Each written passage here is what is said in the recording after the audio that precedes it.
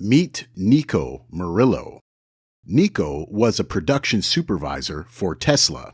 Having spent 5 years working for the auto giant, Nico found out the hard way that he had a job. I was on my way to work, and then I got a personal email about my position had been eliminated. Keep watching as you'll see how ruthless employment can be, that is, if you don't already know. For those new to this channel, here at Job Zombie, we show the good, well, rarely we do, the bad and ugly about jobs.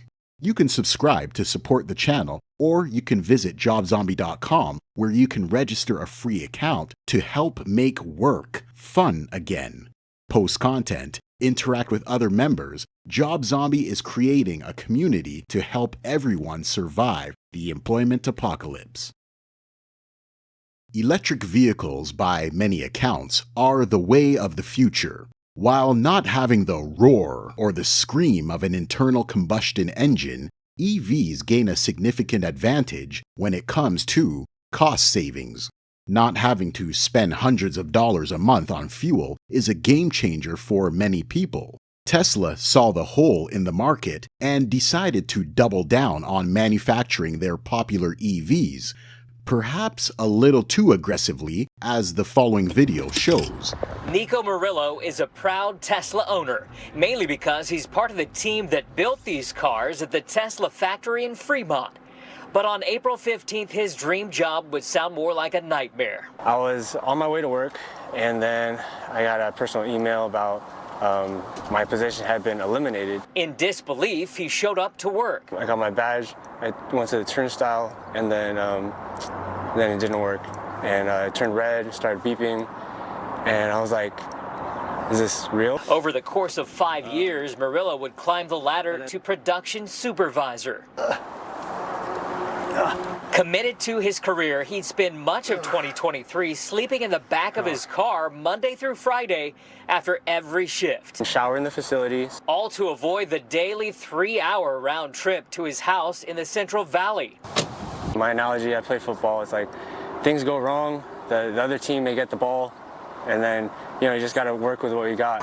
Now, he tells us he did not get any warning about these layoffs coming, but he did get offered severance pay. So he's putting his house on the market. He's already done that. He's planning to go back to living in his car again.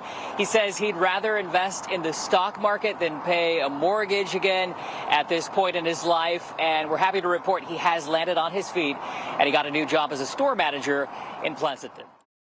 Nico sounds pretty grounded in life and has already got back onto his feet with, unfortunately, another job. We say this because who wants to spend the rest of their lives in uncertainty? Jobs will not provide you security. The only ones that are secure are the owners, as they have the control and ability to foreshadow troublous times in the market. Will every single person on this planet be a business owner? The answer, of course, is no, but if you have the capability of giving 5 years of your life to a company and sleeping out of your car Monday to Friday, that sounds like you possess the proper tools needed to become an entrepreneur. Do not continue to be fooled by employers like Tesla, which is worth $1 trillion, but somehow treat their workforce like this. But first, meet Mr. Dennis Duran. We'll let him tell you what it was like working at the $1 trillion automaker. Someone got their leg ran over on the line. People got sent out for exhaustion. People throwing up at random because of not drinking enough water. Management never really cared. All they care about is hitting numbers, doing whatever they can to please Elon. I got hurt in seat manufacturing. Pure agonizing pain. I jumped up and my arm was just hanging. In orientation, they were like, oh, you're gonna really love it here. This is a good place to work. I had no clue what I was getting myself into. Once I got there, they were like, okay, so Dennis, you know we were gonna work a lot of hours, so we just wanted to let you know, we don't really know when we're gonna have our next days off, so we might just work maybe 8-10 days straight, and then maybe get 2 days off. I was like, oh, this is new. I started first in wet sand. Basically, you had to sand the car for 12 hours with a sander that's bigger than my hand. So after just 4 days of 12 hours, my fourth day, it was really bad. I woke up with like a cramp all in my arm, and oh, it hurt so badly. I guess that's why like the wet sand sanders would say 8 hours is the max total. Basically, everybody would cut their arms and hands. Sometimes people would bleed off the line and have to run to the bathroom, so it would be a man down, a second person. I would have to stop the line, and once you stop it, if you stop the line there, management come over, would start yelling at you, and they'd be like, why did he cut his hand? What is he doing? Oh, change him out with someone better. Almost like a modern day industrial sweatshop. Dennis tried to help organize a union to gain more of a voice, but Musk and Tesla stopped it by illegally threatening, harassing, and firing workers, according to the NLRB. Management makes you want to feel like they're the superior, you should be afraid, you should appease me. That's basically, the culture was always there, basically an extreme hierarchy. The turnover there is extremely bad because after a while, sometimes after even a few months, workers always already see how bad it is over there. Management didn't care about safety. It's just extremely exhausting, and they just realize that the pay is not worth it. After 5 years of grueling hours and injuries, Dennis left for another job.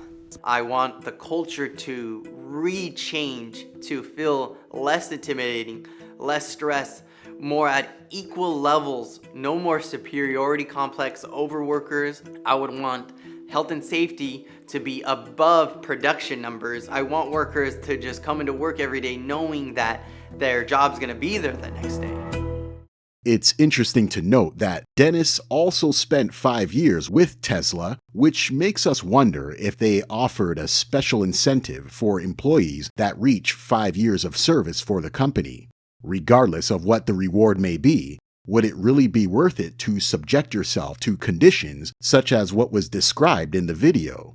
Mr. Duran's wish is that he wants employees to be able to report to work knowing that their job will be there the next day. Good luck with that.